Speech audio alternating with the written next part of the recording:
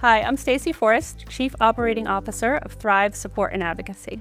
Thrive Support and Advocacy is a nonprofit. We support individuals and families living with intellectual and developmental disabilities to lead rich, active, and self-directed lives.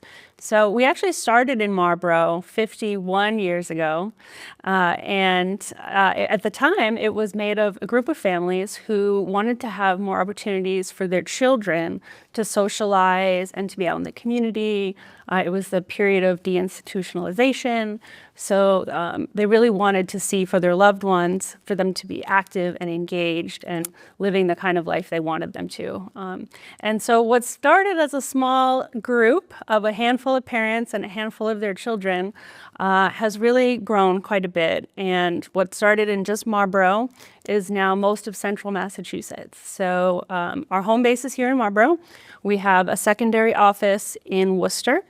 And between all of our sites, we serve about 1,000 people a year. What I love about Thrive is that we have a really great continuum of services. So that means that an individual could get as little support or as much support as they needed. So our Family Support Center, for example, that's in our Worcester office, we added that in 2021. Post-COVID, we saw a lot of families with a lot of really urgent needs. And so we stepped up and we said, we think we can partner with the state to help with this. And that program, somebody might only get one phone call and they get what they need, maybe one visit at their home, and we can support them with food stamps, for example, or applying for Section 8. So that's really like a navigation type service. We're helping them access services in their own communities. We have 6 group homes now. 2 of those have opened just in the past year. And that was quite a big development for us. One of them specializes in young men with blindness and with co-occurring medical conditions.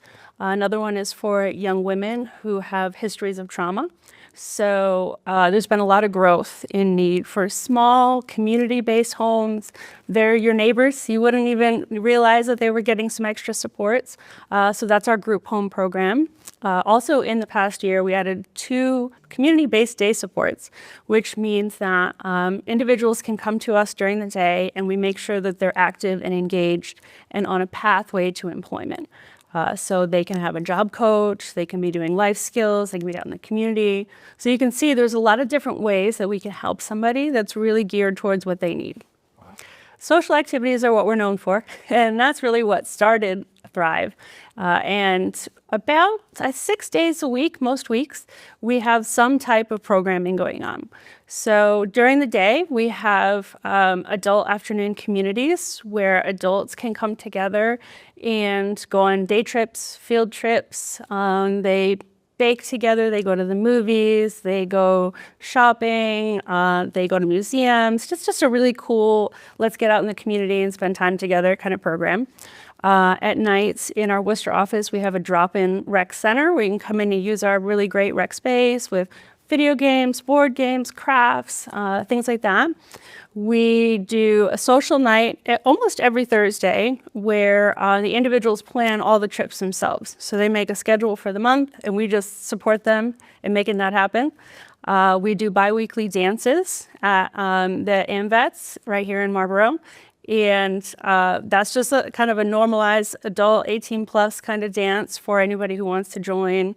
That has gone up from, when we reopened it after COVID, we probably see about 50 people a night at our adult dances. So that's a really fun one too. I would certainly say prom is our stellar event. It's called the Prom for All Ages. And we developed that in 2021, I believe it was. That to be really a staple fundraiser for us. But I think more importantly than just a fundraiser, it's this really poignant social event where individuals, literally of all ages, come together with family, loved ones, significant others, and they just have a blast. We usually hold it at Polar Park. We have really good DJs, awesome food, a caricaturist. And so while it is a fundraiser, it is also something that our individuals look forward to all year long. As soon as one's over, we're asking when the next one's going to be because people look forward to it that much. That would be my favorite, yeah. We're fortunate that some of our state partners have allocated funds to support people in attending some of these activities for free. So whenever possible, if we can run an activity for free, we absolutely will.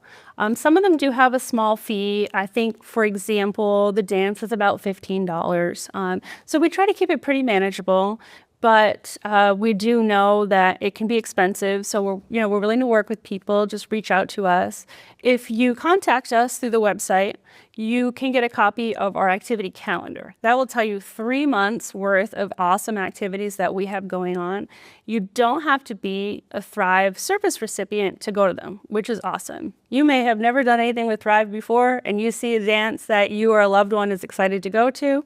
You just email us and you sign right up. So the newsletter, our activity newsletter, is really the way to go if you're interested in learning what we offer or how much it costs to see what you might be able to afford. But you can always keep an eye out for the free activities because there are a lot of them. There's a couple different ways you can volunteer at Thrive. And one of the biggest ones is at our food pantry. So in our Worcester office, we have an allergen-sensitive food pantry. So for individuals with disabilities, they're 4 times more likely to have a serious food allergy. And it is nearly impossible to find specialized diet, for example, gluten-free, sugar-free, dairy-free, in any food pantry. So in 2021, we committed to doing something about that, and we developed this really specialized food pantry. And it is really well used, which is fabulous. It shows there is a big need in the community, but we need more volunteers. If you're interested in learning more about Thrive support and advocacy or being involved in any way, you can go to our website, www.icanthrive.org. Or you can email us at info@icanthrive.org. We'd love to work with you or a loved one and give you some more information about our programs.